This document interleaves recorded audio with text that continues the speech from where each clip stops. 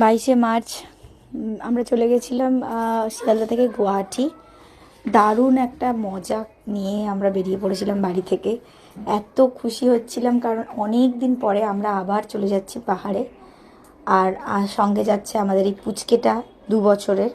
তারপরে চলে গেলাম আমরা পাহাড়ের আঁকা বাঁকা রাস্তা ধরে কামিনী রিভারের সামনে।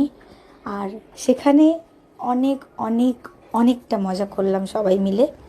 তারপরে একটুখানি লাঞ্চ করে আমরা চলে এলাম সন্ধেবেলা হোটেলে। কেমন লাগছে এখানে? কেমন লাগছে? ফুলগুলো দেখো কত ধরনের ফুল। আর ওয়েলকামটা কেমন করেছে বলো?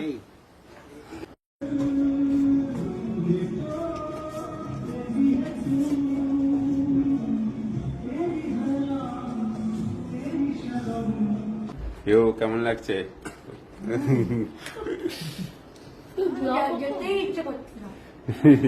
এটা ছিল জামেরি হোমস্টে।